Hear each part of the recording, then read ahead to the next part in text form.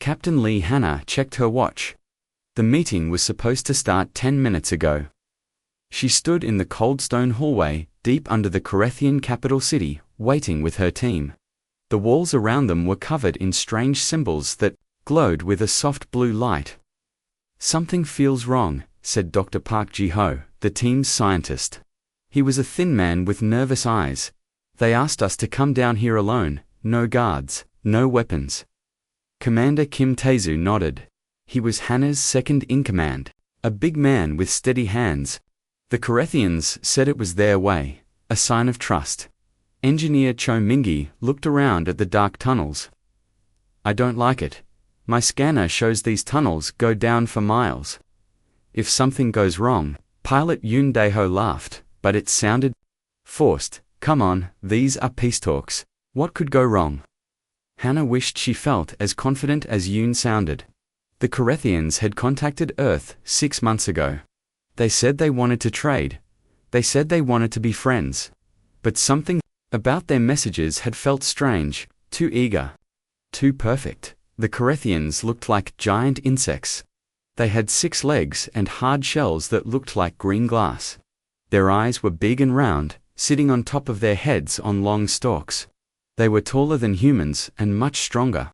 But they seemed peaceful in all their messages. "Captain," Kim said quietly, "maybe we should go back to the ship. We can try again tomorrow." Before Hannah could answer, she heard a sound. Click, click. It was coming from the tunnels ahead of them. Then more sounds. Click, dash, click, dash, click, click, dash, click, dash, click. The sounds were getting closer. "That's their language," Park said. He had been studying Korethian sounds for months, but they're not saying hello. The first Korethian came around the corner fast. It was bigger than the ones they had seen in the videos. Its shell was darker, almost black. It carried a long weapon that sparked with blue energy. "Run!" Hannah shouted.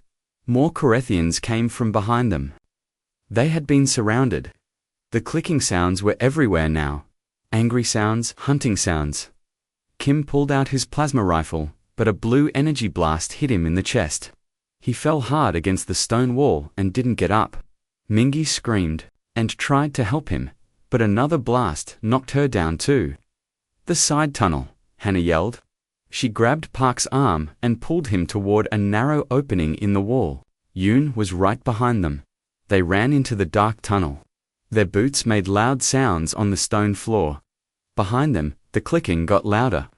The Korethians were following. The tunnel split into 2 paths. This way, Hannah pointed left. They ran harder. The tunnel got narrower. The walls closed in on both sides. A blue light flashed behind them. Energy blasts hit the walls, making the stone crack and smoke. Pieces of rock fell from the ceiling. There, Park pointed ahead. There was another split in the tunnel. "We can lose them." They reached the split, and Hannah made a quick choice. Right. They turned and kept running. The tunnel went down now. Steep steps cut into the rock. Hannah's legs burned, but she didn't slow down. Behind them, the clicking sounds echoed off the walls. Then, the world exploded. A huge energy blast hit the ceiling above them. The stone cracked with a sound like thunder. Big pieces of rock started to fall. "Move." Hannah pushed Park forward. A rock the size of her head smashed into the ground where he had been standing. Yoon cried out. A falling stone hit his shoulder and spun him around. He fell and rolled down the steps. More rocks fell. The tunnel filled with dust and smoke. Hannah couldn't see. She couldn't breathe. The clicking sounds got farther away, then stopped. Everything went quiet except for the sound of small rocks still falling. Hannah tried to move. Her head hurt badly. Something warm and wet was running down her face. Blood. She touched her forehead and felt a deep cut. She was lying on her side on the stone floor. Rocks were piled all around her. Some were as big as her body. She pushed against one and it moved a little. She was trapped, but not completely buried. "Park," she called. Her voice sounded strange in the dust and darkness. Yoon, no answer. She tried to sit up. Pain shot through her side like fire. She looked down and saw her tactical suit was torn open. A sharp piece of rock had cut her deep. Dark red blood was soaking through her shirt. The cut was bad. She could feel it with her fingers. It went from her ribs down to her hip. If she didn't stop the bleeding soon, she would die here in the dark dot. She found a piece of her torn suit and pressed it against the cut. The pain made her dizzy. She had to breathe slowly and wait for it to pass. The tunnel around her was different. Now, the blast had changed everything. New passages opened up where the rocks had fallen. The old path was blocked. She listened carefully. No more clicking sounds. But that didn't mean the Korethians were gone. They might be waiting. They might be looking for another way to reach her. Her plasma rifle was gone. Lost somewhere in the rockfall. Her comm unit was broken. The small screen was cracked and dark. She couldn't call for help. She couldn't contact her ship. She was alone. Hannah closed her eyes and tried to think. The peace talks had been a trap. The Korethians had planned this. They had brought the humans down here to kill them, but why? What did they want? It didn't matter now. What mattered was staying alive. She opened her eyes and looked around again. The blue glow from the wall symbols was dimmer here, but she could still see. The new passages went in different directions. One went up, one went down, one went sideways into darkness. She could hear something now. A very soft sound. Click, click, click. They were still hunting. The Korethians thought she was dead or helpless. They thought she was just another weak human without her weapons and technology. They were about to learn they were wrong. Very wrong. Hannah pressed harder against the cut on her side. The bleeding was slowing down, but she felt weak. She needed to move. The clicking sounds were getting closer. She crawled toward the biggest pile of rocks. Her side hurt with every movement, but she didn't make any noise. She had learned to be quiet when she was young. Her father had taken her hunting in the mountains of Korea. Move like water, he had always said. Make no sound. She found a space between two large stones where she could hide. From here. She could see 3 different tunnel openings. The blue light from the walls was dim, but her eyes were getting used to the darkness. Click dash click dash click, click dash click dash click. The first Korethian came around the corner slowly. It moved its big round eyes on their long stalks, looking for her. Its 6 legs made soft sounds on the stone floor. It carried a weapon, but it held it low. It thought she was already dead. Hannah stayed very still. She watched the creature move closer. She studied how it walked, how it turned its head, where its eyes could see and where they couldn't. 2 more Korethians came from different tunnels. They spread out to search the rocks. They clicked to each other in their strange language. Hannah couldn't understand their words, but she understood their behavior. She had seen it before when hunting with her father. These were predators looking for prey, but they were being careless. They thought the hunt was over. The first Korethian was very close now. It stepped over the rocks near her hiding place. Its shell was dark green and looked very hard. But Hannah had noticed something. Where the shell pieces met, there were soft spots, and its eyes on those long stalks looked fragile. The creature stopped right next to her hiding place. It clicked something to the others. Then it leaned down to look under the rocks. Hannah moved. She grabbed the creature's eye stalks with both hands and twisted hard. The Korethian made a sound like breaking glass. It dropped its weapon and tried to pull away, but Hannah held on tight. She used the creature's own movement against it. When it pulled back, she pulled too, but in a different direction. The Korethian lost its balance and fell sideways into the rocks. Hannah was already moving again. She picked up a sharp piece of stone and drove it into the soft spot where the creature's shell met its neck. Dark blue blood sprayed out. The whole attack took less than 5 seconds. The other 2 Korethians made loud clicking sounds. Alarm calls. They raised their weapons and looked around wildly, but Hannah was already gone. She had rolled behind another pile of rocks. The wounded Korethian was making horrible noises. It rolled on the ground, blue blood pooling around it. The other 2 rushed over to help. Big mistake. While they were distracted, Hannah moved again. She came up behind the second Korethian and jumped onto its back. Her hands found its eye stalks and yanked them hard to the left. The creature spun around, trying to throw her off. But Hannah wrapped her legs around its middle and held on.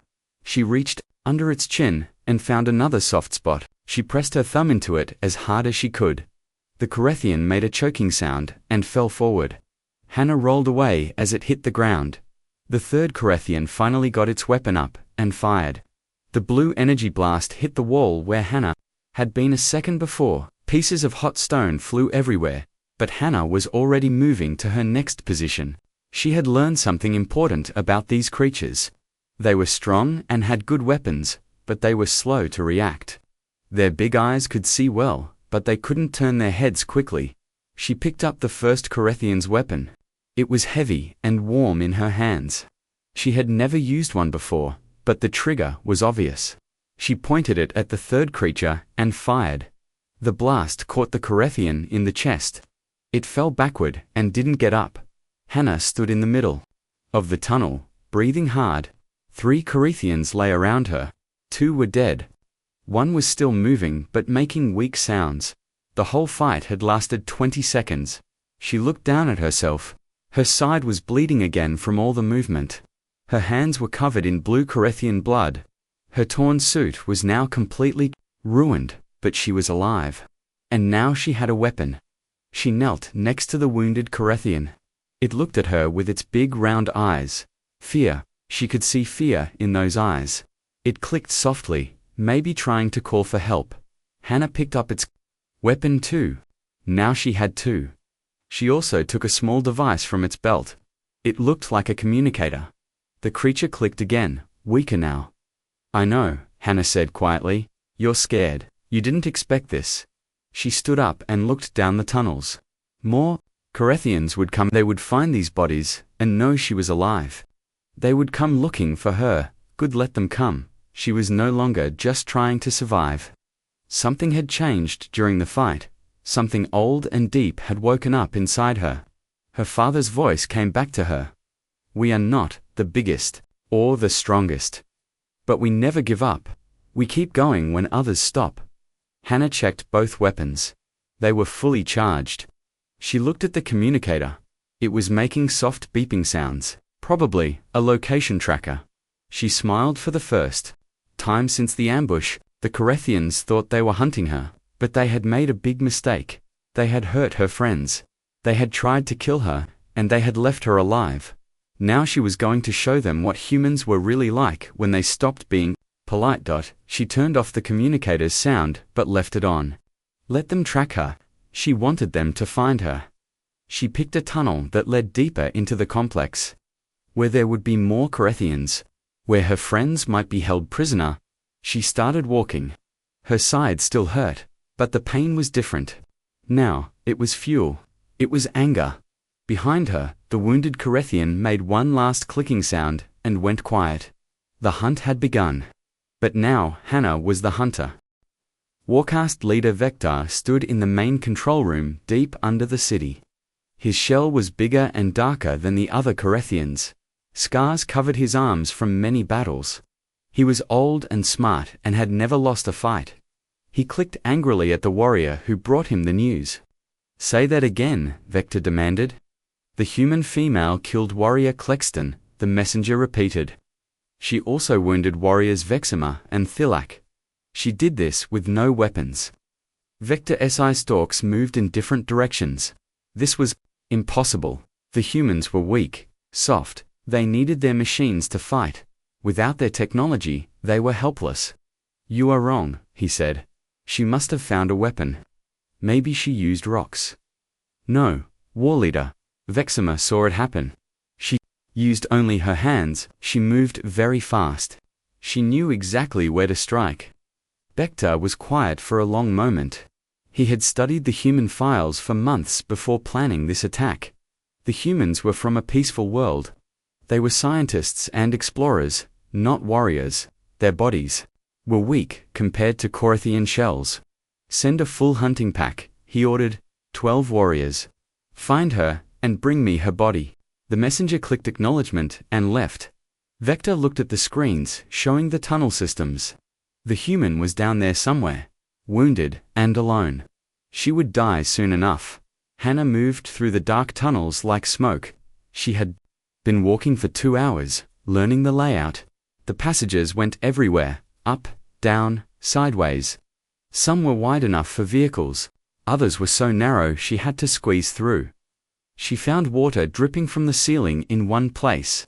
She drank what she could, and washed some of the blood off her hands. The cut on her side had stopped bleeding, but it still hurt when she moved. She also found something else. Marks on the walls. Scratch marks made by Corethian claws. They showed directions, like road signs.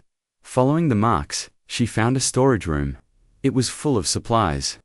Food packets that smelled strange, but seemed fresh. Water containers, and most important, medical supplies. She used a Corethian healing gel on her side. It felt cold and made her skin tingle, but the pain got better. She also found their version of bandages. They were made for Corethian shells, but she made them work. While she worked on her wound, she listened to the communicator she had taken. Clicking voices came through it constantly. She was starting to understand some patterns. Short clicks meant yes. Long clicks meant no. Fast clicking meant excitement or alarm. Right now, there was a lot of fast clicking. She took food packets and water containers. She also found something interesting. Small curved blades. They looked like they were made for ceremonies, not fighting. But they were sharp and light. She took 6 of them. As she was leaving the storage room, she heard them coming. Heavy footsteps, lots of them. The hunting pack Vectar had sent. Hannah smiled and moved deeper into the tunnels. The 12 Corethian warriors moved in formation through the passages. Their leader was called Nexoral. He was younger than Nectar, but very strong. He had fought in many wars. Spread out. Nexoral ordered, check every tunnel. The human cannot have gone far. The warriors split into 3 groups of 4. Each group took a different path.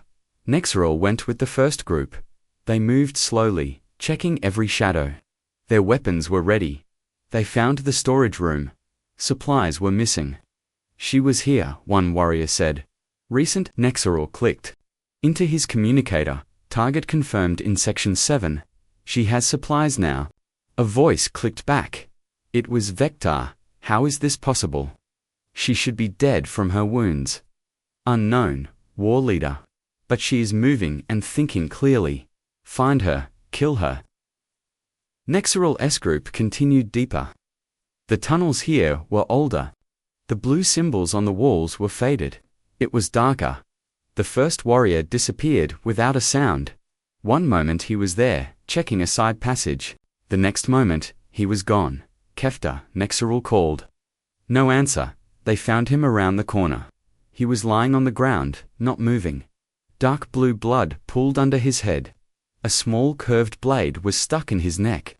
Impossible, one warrior whispered. She moves like a ghost. Nexoral clicked angrily. She's just one small human. We are 12 warriors. But now, it was 11.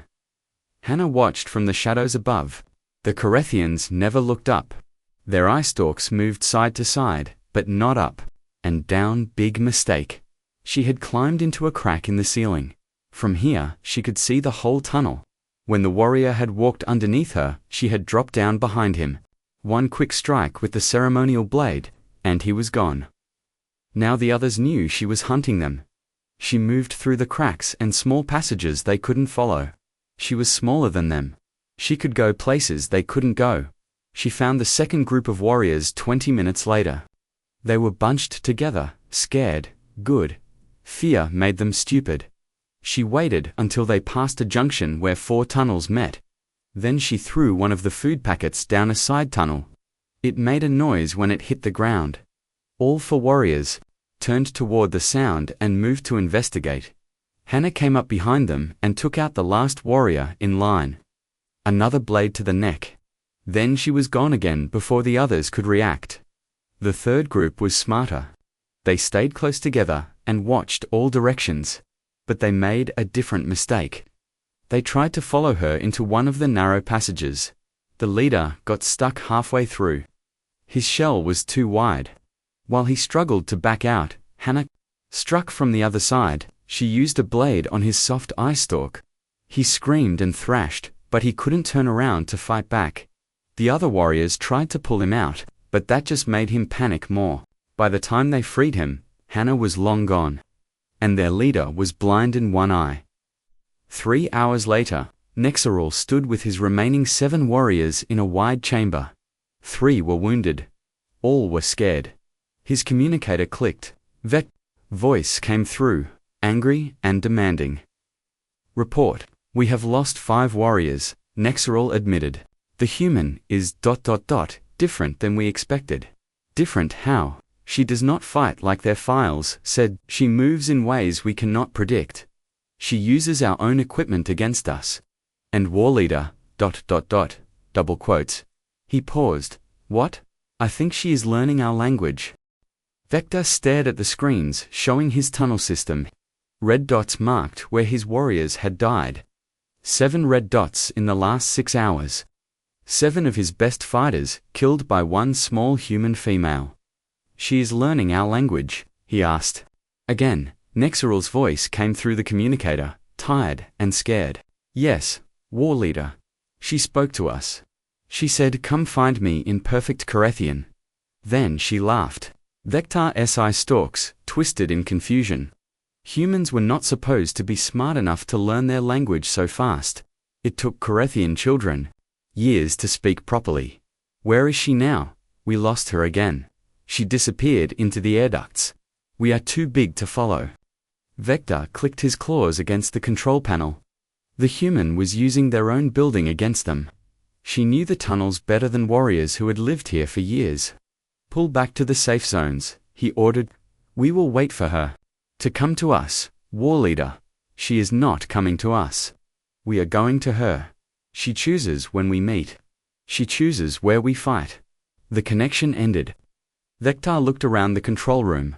His staff watched him with nervous eyes. Word was spreading through the complex. The human was still alive, still hunting. This was supposed to be easy. Capture the humans, study their technology, learn their weaknesses, then attack their home world. Instead, one wounded human was destroying everything. Dr. Park Jiho sat in the prison cell with the other captured humans. The room was small and cold, with thick metal walls. Commander Kim was still unconscious from his wounds. Engineer Cho Mingi was trying to take care of him with the few supplies they had been given. Pilot Yoon Daeho paced back and forth like a caged animal. "We have to get out of here," he said for the 10th time. "We have to find Captain Hannah. If she's still alive," Minji said quietly. Park had been listening to the guards outside. Their clicking had changed over the last few hours. At first, it had been confident and relaxed. Now it was fast and worried. Something was happening, something that scared the Carethians. The door opened and 2 guards came in. They looked nervous. Their weapons shook in their claws. "You," one guard pointed at Park. "Come." Park stood up slowly. "Where are you taking me?" Questions about the female human. Park's heart jumped. Hannah was alive. They led him through corridors he hadn't seen before. The walls here were covered with screens showing different parts of the tunnel system. Many screens showed nothing but empty passages. They brought him to a large room where Vector waited. The war leader was bigger than Park had expected. His shell was covered in scars and his eyes were cold and angry. "Your captain," Vector said in broken English. "She is still alive." Park tried not to smile. "I'm glad to hear that. She has killed 7 of my warriors." Now Park couldn't hide his surprise. Hannah had been wounded and alone. How could she fight 7 Carethian warriors? "That's impossible," Park said. Vector SI Storks moved toward one of the screens. It showed a dark tunnel with blue blood on the walls. "She moves through our tunnels like she was born here. She speaks our language. She uses our weapons better than we do." Park looked at the screen. He had studied human history. He knew about persistence hunters. He knew about humans who could track animals for days without stopping. But this was different. This was Hannah adapting to an alien environment. In hours, what do you want to know? Park asked. How does she do this? Humans are weak, you need machines to survive. Park thought about how to answer. He could lie, but that might make things worse for his friends. He decided to tell the truth. You're right, we do need machines, but you made one mistake. What? Mistake? You left her alive, Vector clicked angrily. Explain. Park pointed to the screen, showing the bloody tunnel. Humans are not the strongest or fastest, but we don't quit. Ever, you hurt her friends and left her alone to die. Now she won't stop until she gets us back, or dies trying. One human cannot defeat all my warriors, maybe not, but she doesn't need to defeat all of them. She just needs to make you so scared that you let us go. Vector's shell turned darker with rage. I am not scared of one small human. Just then, all the lights went out. Emergency lighting came on, casting red shadows everywhere. Alarms started ringing. Guards ran through the corridors, clicking frantically to each other. A voice came over the communication system. It spoke in perfect Corethian, but Park recognized it anyway. Hannah's voice. Attention, Corethians. This is Captain Hannah of the human ship Endurance. You tried to kill me. You captured my crew. You made a big mistake. Vector grabbed a communicator. How? Did she access our systems? Hannah's voice continued. I have taken control of your main power grid. I have learned your language. I have studied your weaknesses, and I know where you're keeping my people. The lights flickered, some screens went dark, others showed strange images, pictures of Earth, human cities, human families. Your tunnels are now my tunnels, Hannah said. Your weapons are now my weapons. Your technology is now my technology. You wanted to study humans. Let me teach you something about my species. Vector clicked orders at his guards, but they looked confused and scared. We are adaptation predators, Hannah continued. We learn, we change, we overcome, and we never, ever give up. A new image appeared on the main screen. It showed Hannah in a room filled with Corethian computers. She was no longer bleeding. Her torn clothes had been replaced with a Corethian environmental suit that she had modified to fit her smaller body. She looked directly at the camera. You have 1 hour to release my crew and let us go, she said. Or, I will show you what happens when you corner a human with nothing left to lose. The communication ended. The room was silent except for the alarms. Vector looked at Park. She is bluffing. One human cannot control our entire complex. Park shook his head. You still don't understand. She's not trying to control your complex. Then what is she doing? Park smiled for the first time since the capture. She's coming for us, and you can't stop her. Outside in the corridors, they could hear running footsteps and panicked clicking. Warriors calling for backup. Orders being shouted. But underneath it all, Park heard something else. A soft sound, barely noticeable. Ventilation systems turning on and off. Air ducts opening and closing. Hannah was moving through their walls like a ghost, and she was getting closer. The hour was almost over. Vector stood in the main chamber with 20 of his best warriors. They formed a circle around the human prisoners. Their weapons were charged and ready. If the human female wanted her crew back, she would have to face them all at once. Dr. Park sat with his friends in the center of the circle. Commander Kim was awake now, though still weak. Engineer Cho Mingi helped him sit up. Pilot Yoon Daeho watched the Corethian guards with angry eyes. She won't come, Vector said, trying to sound confident. It's suicide. Even humans are not that stupid. Park looked at his watch. 2 minutes left. The war leader's eye stalks twisted nervously. The lights had been flickering for the past hour. Strange sounds came from the ventilation system. His warriors jumped at every noise. She is just one human, Vector muttered. Just one small, soft human. Keep telling yourself that, Park said quietly. 1 minute left. The main entrance to the chamber was sealed. The side doors were locked. Guards watched every opening. There was no way in without being seen. 30 seconds. Vector raised his weapon. When she comes, kill her immediately. No hesitation. The countdown on Park's watch reached 0. Nothing happened. Vector clicked with satisfaction. She's not coming. The human was bluffing after all. Then the lights went out completely. Emergency power kicked in a second later, but it was too late. In that brief darkness, everything changed. Hannah stood in the middle of the chamber. She had not come through any door. She had not dropped from above. She was simply there. Like she had been invisible and suddenly became visible. The Corethian warriors turned their weapons toward her. But she was already moving. What happened next would be talked about by both species for generations to come. Hannah didn't rush forward like a wild animal. She moved with the calm precision of someone who had planned every step. In her hands were 2 curved blades that gleamed in the red emergency light. More blades hung from her belt. The first warrior fired at her. The energy blast lit up the chamber, but Hannah was no longer where she had been. She rolled to the side and came up behind a different warrior. The blade in her right hand found the soft spot under his chin. He fell without making a sound. 2 more warriors turned their weapons toward her. She grabbed the falling body and used it as a shield. Their energy blasts hit their dead comrade instead of her. While they hesitated, shocked by what they had done, Hannah moved again. She threw one of her blades with perfect accuracy. It hit the first warrior in the eye stalk. He screamed and dropped his weapon. The second warrior tried to back away, but Hannah was already there. She grabbed his weapon arm and twisted it until the joint cracked.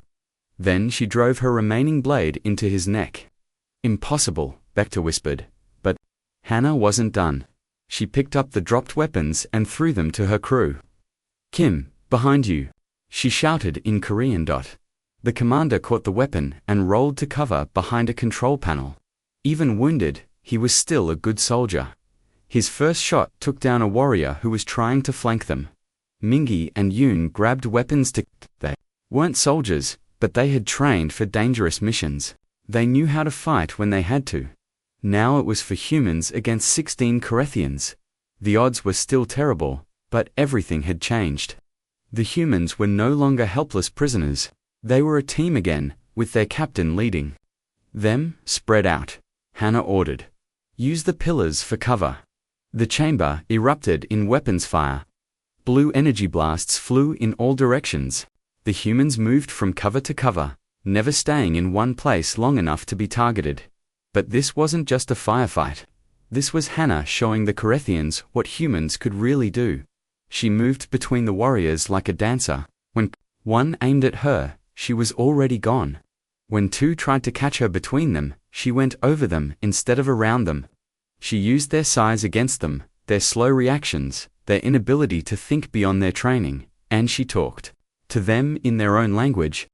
You wanted to study humans? She called out as she dodged behind a pillar. Let me teach you something else. She threw a blade at a warrior's weapon, knocking it from his claws. We don't just adapt to survive, we adapt to win. Another warrior tried to rush her. She stepped aside and let his own momentum carry him into a wall. We learn from every mistake. Every failure makes us stronger. Vector watched his warriors fall one by one. These weren't random killings. Hannah was teaching them a lesson with each death, showing them how much they had underestimated humanity. Finally, only Vector and 3 guards were left standing. Enough, the war leader roared. He stepped forward, his weapon aimed at Park. Surrender, or I kill your scientist. Hannah stopped moving. She stood in the open, covered in blue Corethian blood and her own red blood. Her improvised armor was damaged, but she looked completely calm. You took my crew, she said quietly. You tried to kill me. You made one mistake. What mistake? Vector demanded. Hannah smiled. It was not a nice smile. You left me alive. She didn't move toward him. She didn't raise her weapons. Instead, she just looked at him with those human eyes that seemed to see everything.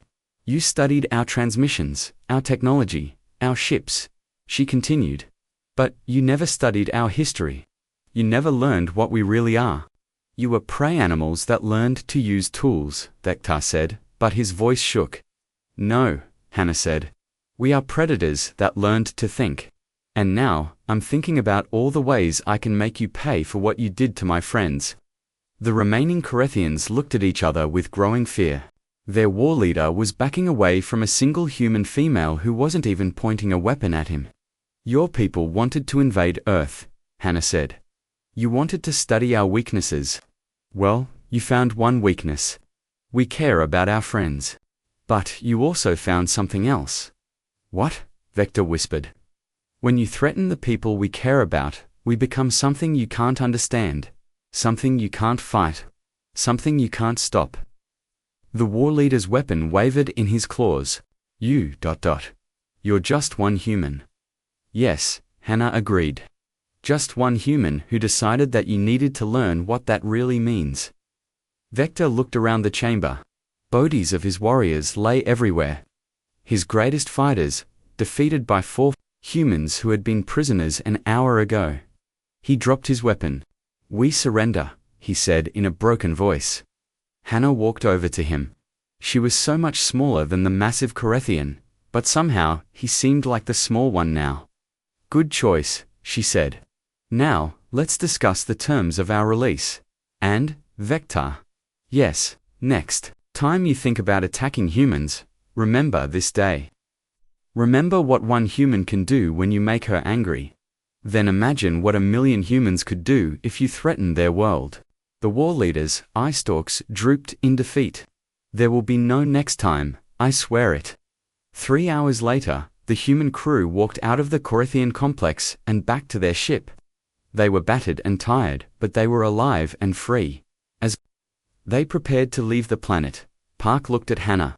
Captain, what you did down there? How did you learn so much so fast? Hannah checked the navigation systems and started the engines. I told you, Jiho, we're adaptation predators. Give us a problem, and we'll find a way to solve it. Even when the problem is impossible. Hannah smiled as their ship lifted off from the hostile world below. Especially then, behind them, the Corethians watched the human ship disappear into the stars. They would never attack another human world. They would never underestimate humanity again. They had learned what it meant to hunt. A species that had spent millions of years learning to hunt back.